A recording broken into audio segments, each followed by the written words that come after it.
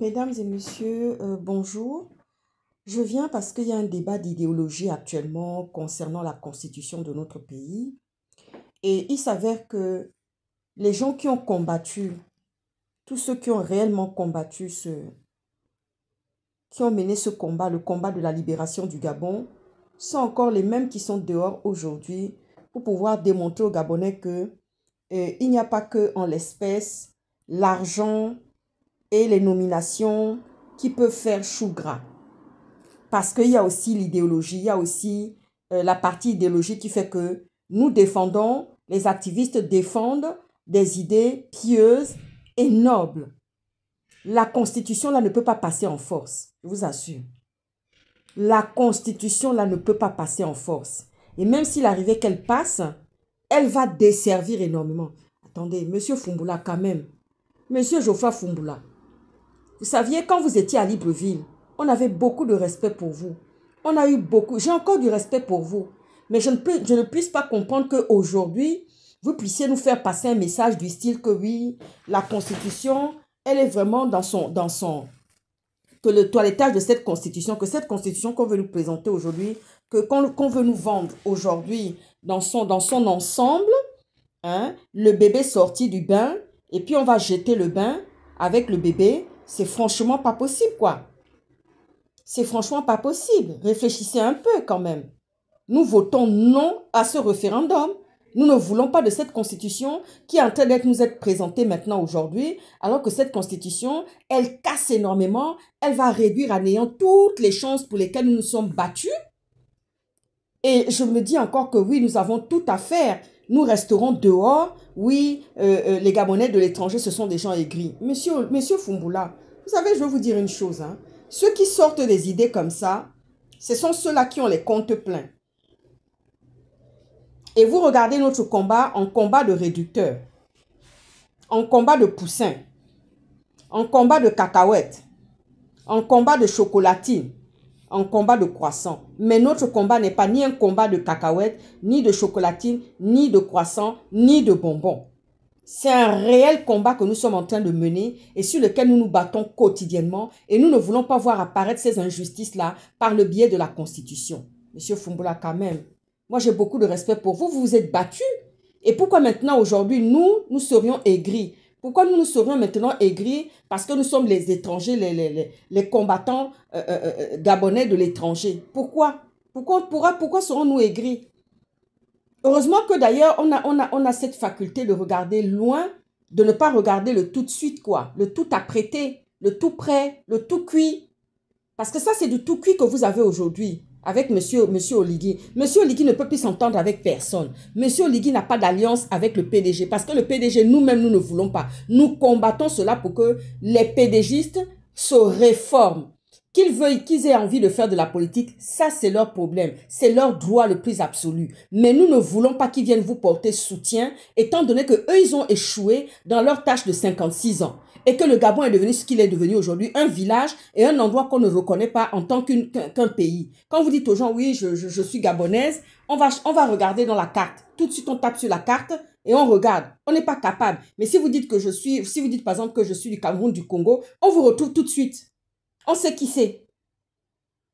Mais alors que beaucoup de Gabonais sont des intellectuels, ont des expertises, ont une éducation, sont éduqués et sont dans les organismes internationaux. Beaucoup sont à l'international.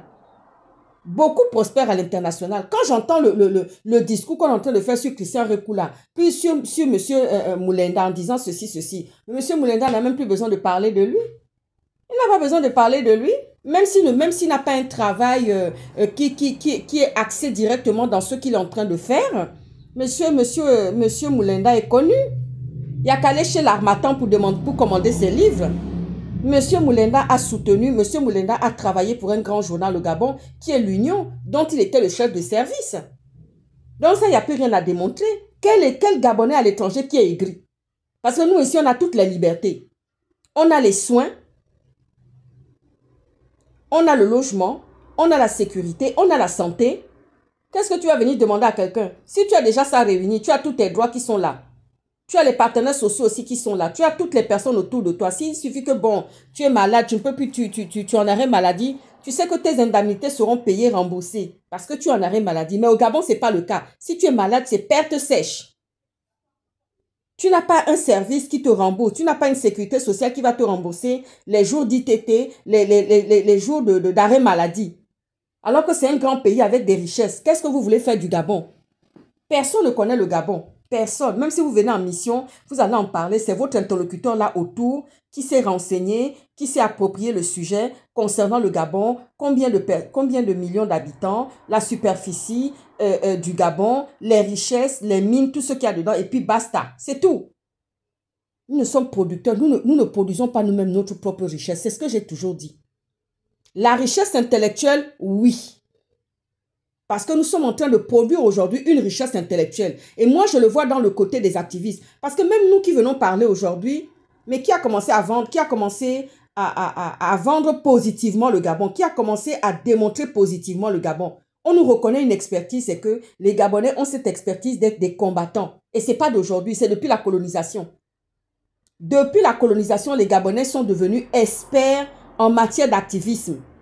Nous sommes sur les toiles, nous sommes ceux qui défendons les intérêts de notre pays via par l'activisme ou via par les vidéos. Alors, Monsieur Foumbula, venez me parler un peu de tout ça. Qu'est-ce qu'on fait? Parce qu'aujourd'hui, c'est bien beau, on va attaquer Alain-Claude Bilibindi. Mais vous qui êtes la petite portion qui est là-bas, vous faites encore le jeu de Monsieur Oligui. Monsieur Oligui ne peut pas être un partenaire qui sera tout seul. Il ne peut pas. Même s'il faisait rentrer tous les étudiants, même s'il allait s'allier avec toute la population, ça ne suffirait pas.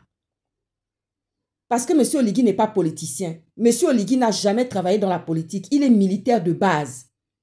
Et quand on a un corps de métier, ça se voit, ça reste, c'est ancré. Moi, je ne peux pas me prétendre être activiste. Non, je ne suis pas activiste.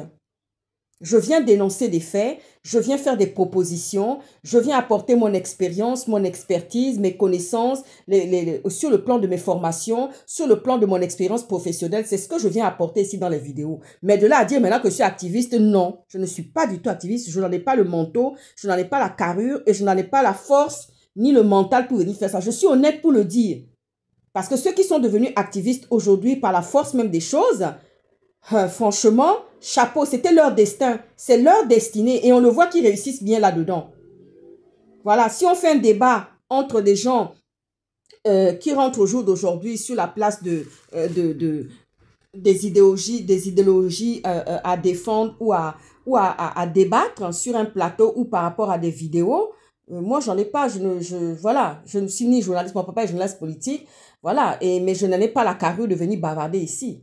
Mais la seule chose que je peux faire, c'est de pouvoir apporter moi mon expérience au niveau de ce que j'ai appris, au niveau de ce que j'ai déjà fait. Donc, je partage mon expérience de stratège, je partage mon expérience de médecin pédiatrique, de médecin ophtalmologue pédiatrique. Je viens aussi partager mon expérience de profiler maintenant, puisqu'il y a eu cet assassinat abominable de Alexandra à Trois-Rivières au Québec. Donc, voilà. Mais je ne peux pas venir raconter plus que ça.